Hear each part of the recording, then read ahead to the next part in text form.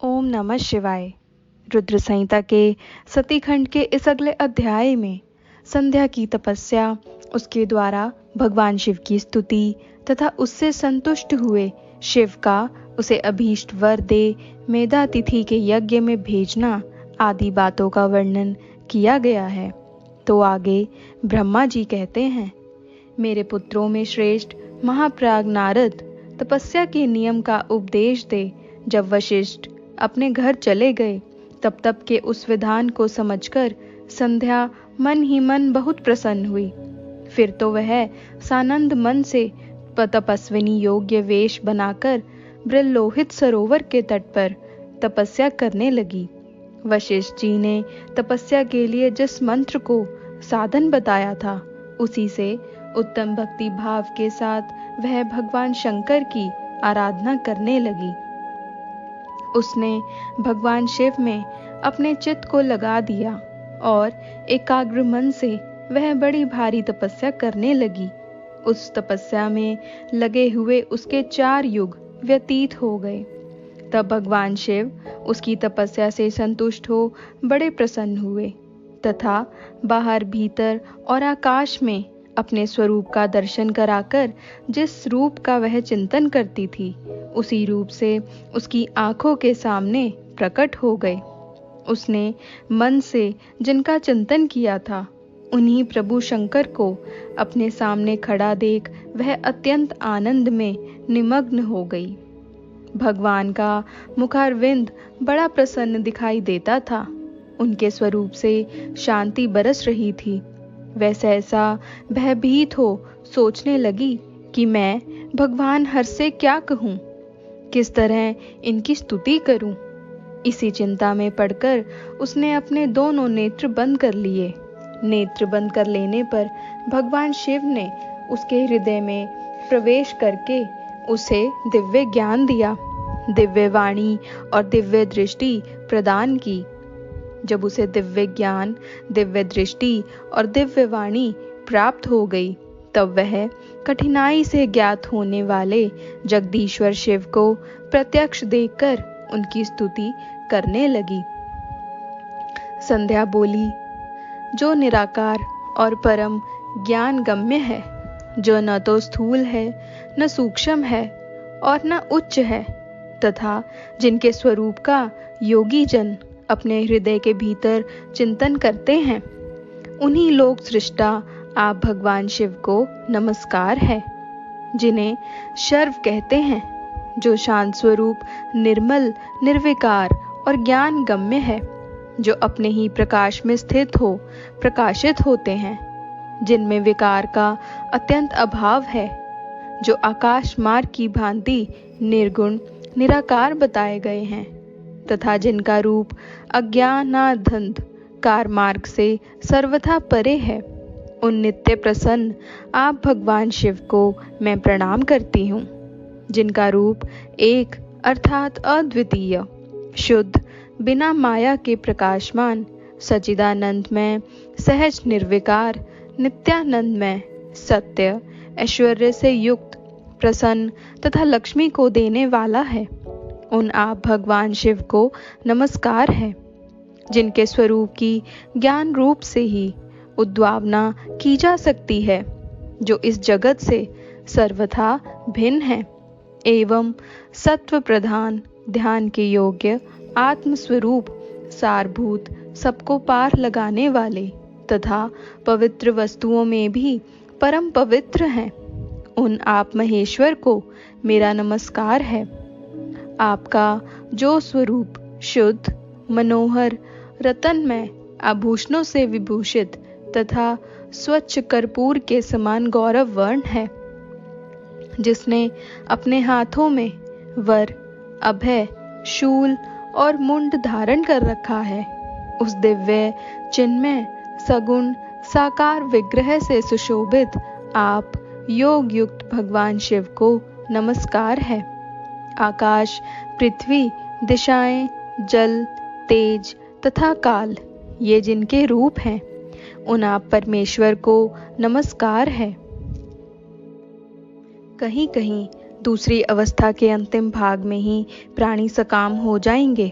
तुम्हारी तपस्या के प्रभाव से मैंने जगत में सकाम भाव के उदय की यह मर्यादा स्थापित कर दी है, जिससे देहधारी जीव जन्म लेते ही कामासक्त न हो जाए। तुम भी इस लोक में वैसे दिव्य सती भाव को प्राप्त करो जैसा तीनों लोकों में दूसरी किसी स्त्री के लिए संभव नहीं होगा।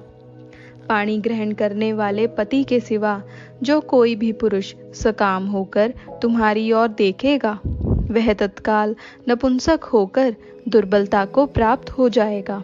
तुम्हारे पति महान तपस्वी तथा दिव्य रूप से संपन्न एक महाभाग महर्षि होंगे, जो तुम्हारे साथ 7 कल्पों तक जीवित रहेंगे। तुमने मुझसे जो जो वर मांगे थे, वे सब मैंने पूर्ण कर दिए। अब मैं तुम्हारी दूसरी बात कहूंगा, जो पूर्व जन्म से संबंध रखती है। तुमने पहले से ही यह प्रतिज्ञा कर रखी है कि मैं अग्नि में अपने शरीर को त्याग दूंगी। उस प्रतिज्ञा को सफल करने के लिए मैं तुम्हें एक उपाय बताता हूँ, उसे निसंदेह करो। मुनिवर, मेधा तिथि का एक यज्ञ चल रहा है, जो 12 वर्षों तक चालू रहने वाला है। उसमें अग्नि पूर्णतया प्रज्वलित है। तुम बिना विलंब किए उसी अग्नि में अपने शरीर का उत्सर्ग कर दो। इसी पर्वत की उक्त काया में चंद्रभागा नदी के तट पर तापसाश्रम में मुनिवर मेधातिथि महायज्ञ का अनुष्ठान करते हैं। तुम स्वच्छंदता पूर्वक वहां जाओ। मुनि तुम्हें वहां देख नहीं सकेंगे। मेरी कृपा से तुम मुनि की अग्नि से प्रकट हुई पुत्री होगी। तुम्हारे मन में जिस किसी स्वामी को प्राप्त करने की इच्छा हो, उसे हृदय में धारण कर उसी का चिंतन करते हुए तुम अपने शरीर को उस यज्ञ की अग्नि में होम दो। संध्या, जब तुम इस पर्वत पर 4 युगों तक के लिए कठोर तपस्या कर रही थी, उन्हीं दिनों उस चतुर्युगी का सतयुग बीत जाने पर त्रेता के प्रथम भाग में प्रजापति दक्ष के बहुत सी कन्याएं हुई। उन्होंने अपनी उन सुशीला कन्याओं का यथा योग्य वरों के साथ विवाह कर दिया। उनमें से 27 कन्याओं का विवाह उन्होंने चंद्रमा के साथ किया। चंद्रमा अन्य सब पत्नियों को छोड़कर केवल रोहिणी से प्रेम करने लगे। इसके कारण क्रोध से भरे हुए दक्ष ने जब चंद्रमा को शाप दे दिया, तब समस्त देवता तुम्हारे पास आए। परंतु संध्या, तुम्हारा मन तो मुझ में लगा हुआ था, अतः तुमने ब्रह्मा जी के साथ आए हुए उन देवताओं पर दृष्टिपात ही नहीं किया। तब ब्रह्मा जी ने आकाश की ओर देखकर और चंद्रमा पुनः अपने स्वरूप को प्राप्त करें, यह उद्देश्य मन में रखकर उन्हें शाप से छुड़ाने के लिए एक नदी की सृष्टि की, जो चंद्र या चंद्रभागा नदी के नाम से विख्यात हुई। चंद्रभागा के प्रादुर्भाव काल में ही महर्षि मेधातिथि यहाँ उपस्थित हुए थे। तपस्या के द्वारा उनकी समानता करने वाला न तो कोई हुआ है, न है और न होगा। उन महर्षि ने महान विधि विधान के साथ दीर्घ काल तक चलने वाले ज्योतिष्टोम नामक यज्ञ का आरंभ किया है। उसमें अग्निदेव पूर्ण रूप से प्रज्वलित हो रहे हैं। उसी आग में तुम अपने शरीर को डाल दो और परम पवित्र हो जाओ। ऐसा करने से इस समय तुम्हारी वह प्रतिज्ञा पूर्ण हो जाएगी। इस प्रकार संध्या को उसके हित का उपदेश देकर देवेश्वर शिव वहां अंतर्ध्यान हो गए। आगे अगले अध्याय में ब्रह्मा जी कहते हैं, नारद जब वर देकर भगवान शंकर अंतर्ध्यान हो गए, तब संध्या भी उसी स्थान पर गई जहां मुनि मेधातिथि यज्ञ कर रहे थे। भगवान शंकर की कृपा से उसी किसी ने वहां नहीं देखा। उसने उस तेजस्वी ब्रह्मचारी का स्मरण किया जिसने उसके लिए तपस्या की विधि का उपदेश दिया था। महामुने, पूर्व काल में महर्षि वशिष्ठ ने मुझ पर मेष्ठी की आज्ञा से एक तेजस्वी ब्रह्मचारी का वेश धारण करके उसे तपस्या करने के लिए उपयोगी नियमों का उपदेश दिया था। संध्या अपने को तपस्या का उपदेश देने वाले उन्हें ब्रह्मचारी ब्राह्मण वशिष्ठ को पति रूप से मन में रखकर उस महायज्ञ में प्रज्वलित अग्नि के समीप गई। उस समय भगवान शंकर की कृपा से मुनियों ने उसे नहीं देखा। ब्रह्मा जी की वह पुत्री बड़े हर्ष के साथ उस अग्नि में प्रविष्ट हो गई। उसका पुराढ़ शरीर तत्काल दग्ध हो गया। उस पुरोडाश की अलक्षित गंध सब और फैल गई। अग्नि ने भगवान शंकर की आज्ञा से उसके सुवर्ण जैसे शरीर को जलाकर शुद्ध करके पुनः सूर्यमंडल में पहुंचा दिया। तब सूर्य ने पितरों और देवताओं की तृप्ति के लिए उसे 2 भागों में विभक्त करके अपने रथ में स्थापित किया। मुनीश्वर उसके शरीर का ऊपरी भाग प्रातः संध्या हुआ, जो दिन और रात के बीच में पड़ने वाली आदि संध्या है, तथा उसके शरीर का शेष भाग साय संध्या हुआ, जो दिन और रात के मध्य में होने वाली अंतिम संध्या है। साय संध्या सदा ही पितरों को प्रसन्नता प्रदान करने वाली होती है। सूर्योदय से पहले जब अरुणोदय हो, प्राची के क्षितिज में लाली छा जाए, तब प्रातः संध्या प्रकट होती है, जो देवताओं को प्रसन्न करने वाली है। जब लाल कमल के समान सूर्य अस्त हो, उसी समय सदा साय संध्या का उदय होता है, जो पितरों को आनंद प्रदान करने वाली है। परम दयालु भगवान शिव ने उसके मन सहित प्राणों को दिव्य शरीर से युक्त देहधारी बना दिया। जब मुनि के यज्ञ की समाप्ति का अवसर आया, तब वह अग्नि की ज्वाला में महर्षि मेधातिथि को तपाए हुए सुवर्ण की सी कांति वाली पुत्री के रूप में प्राप्त हुई। मुनि ने बड़े आमोद के साथ उस समय उस पुत्री को ग्रहण किया। उन्होंने यज्ञ के लिए उसे नहलाकर अपनी गोद में बैठा लिया। शिष्यों से घिरे हुए महामुनि मेधातिथि को वहां बड़ा आनंद प्राप्त हुआ। उन्होंने उसका नाम अरुंधति रखा। वह किसी भी कारण से धर्म का अवरोध नहीं करती थी, अतः उसी गुण के कारण उसने स्वयं यह त्रिभुवन विख्यात नाम प्राप्त किया। देवर्षि यज्ञ को समाप्त करके कृतकृत्य हो वे मुनि पुत्री की प्राप्ति होने से बहुत प्रसन्न थे और अपने शिष्यों के साथ आश्रम में रहकर सदा उसी का लालन पालन करते थे। देवी अरुंधति चंद्रभागा नदी के तट पर तापसारण्य के भीतर मुनिवर मेधातिथि के उस आश्रम में धीरे धीरे बड़ी होने लगी। जब वह विवाह के योग्य हो गई, तब मैंने, विष्णु तथा महेश्वर ने मिलकर मुझ ब्रह्मा के पुत्र वशिष्ठ के साथ उसका विवाह करा दिया। ब्रह्मा, विष्णु तथा महेश के हाथों से निकले हुए जल से क्षिप्रा आदि 7 परम पवित्र नदियां उत्पन्न हुई। मुने, मेधातिथि की पुत्री महासाध्वी अरुंधति समस्त पवित्रता पतिव्रताओं में श्रेष्ठ थी। वह महर्षि वशिष्ठ को पति रूप में पाकर उनके साथ बड़ी शोभा पाने लगी।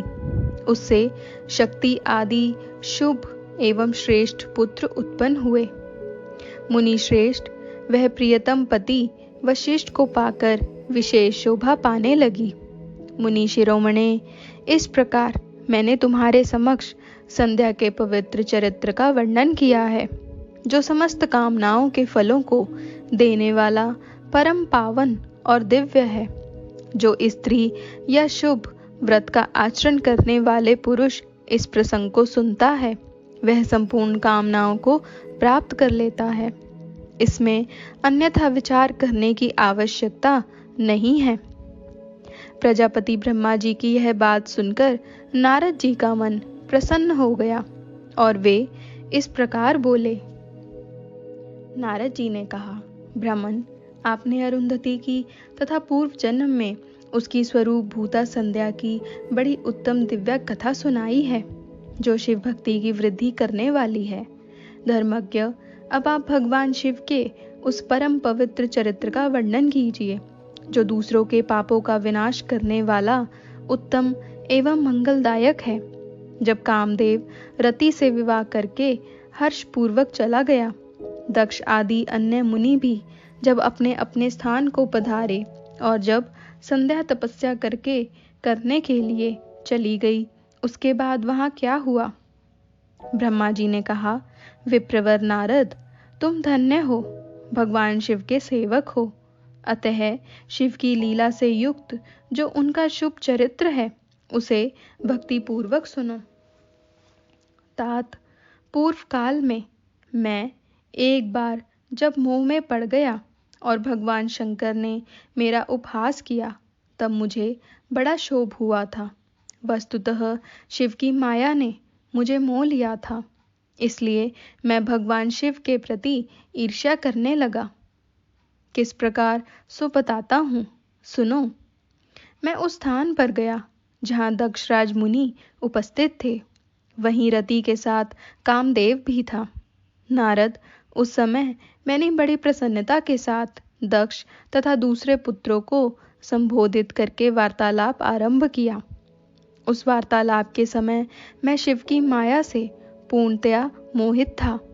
अतः मैंने कहा, पुत्रों, तुम्हें ऐसा प्रयत्न करना चाहिए जिससे महादेव जी किसी कमनीय कांति वाली स्त्री का परिग्रहण करें। इसके बाद मैंने भगवान शिव को मोहित करने का भार रति सहित कामदेव को सौंपा। कामदेव ने मेरी आज्ञा मानकर कहा, प्रभु, सुंदरी स्त्री ही मेरा अस्त्र है। अतः शिव जी को मोहित करने के लिए किसी नारी की सृष्टि कीजिए। यह सुनकर मैं चिंता में पड़ गया और लंबी सांस खींचने लगा। मेरे उस निश्वास राशि राशि पुष्पों से विभूषित वसंत का प्रादुर्भाव हुआ। वसंत और मल्यानिल ये दोनों मदन के सहायक हुए। इनके साथ जाकर कामदेव ने वामदेव को मोहने की बारंबार चेष्टा की, परंतु उसे सफलता न मिली। जब वह निराश होकर लौट आया, तब उसकी बात सुनकर मुझे बड़ा दुख हुआ। उस समय मेरे मुख से जो निश्वास वायु चली, उससे मारगणों की उत्पत्ति हुई। उन्हें मदन की सहायता के लिए आदेश देकर मैंने पुनः उन सबको शिव जी के पास भेजा, परंतु महान प्रयत्न करने पर भी वे भगवान शिव को मोह में न डाल सके। काम सपरिवार लौट आया और मुझे प्रणाम करके अपने स्थान को चला गया।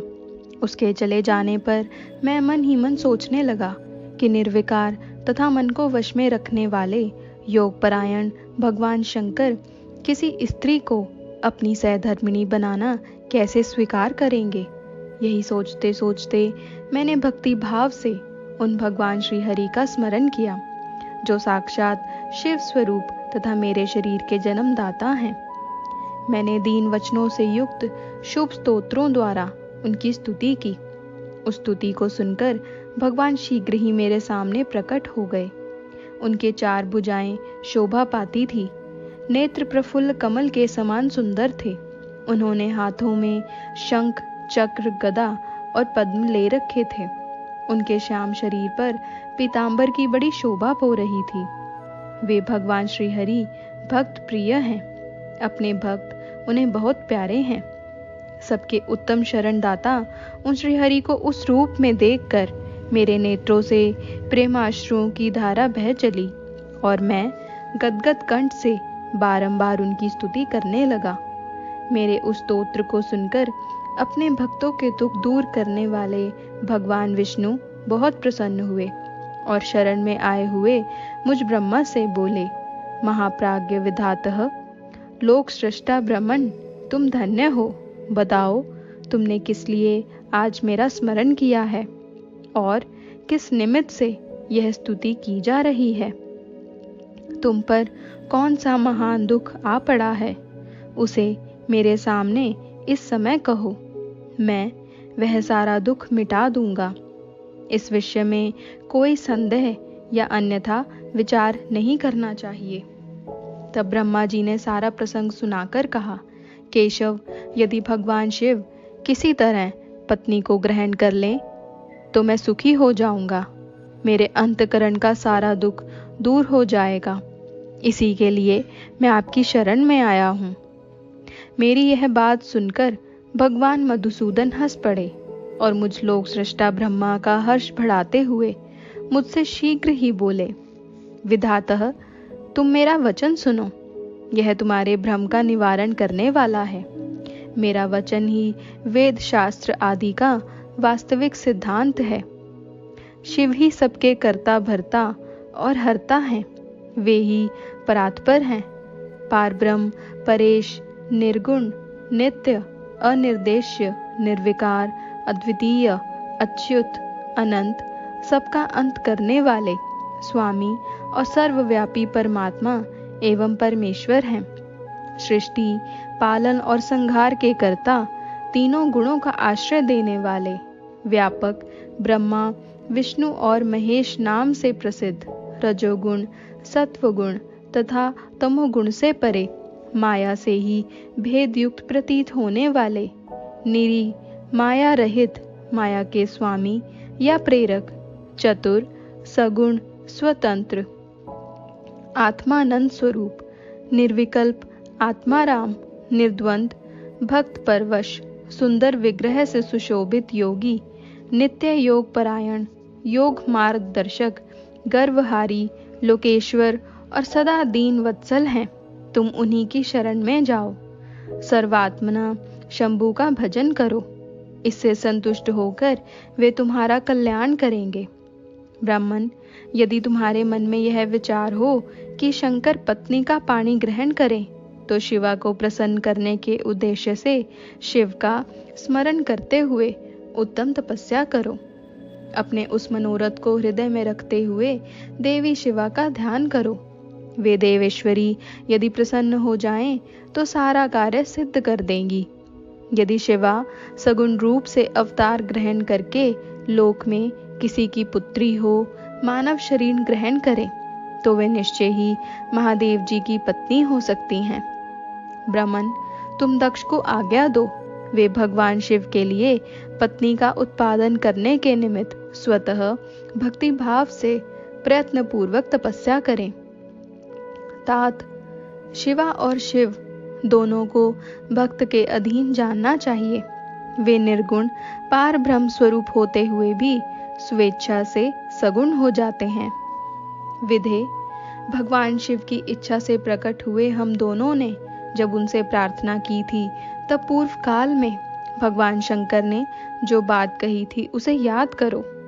ब्राह्मण, अपनी शक्ति से सुंदर लीला विहार करने वाले निर्गुण शिव ने स्वेच्छा से सगुण होकर मुझको और तुमको प्रकट करने के पश्चात तुम्हें तो सृष्टि कार्य करने का आदेश दिया और उमा सहित उन अविनाशी सृष्टिकर्ता प्रभु ने मुझे उस सृष्टि के पालन का कार्य सौंपा।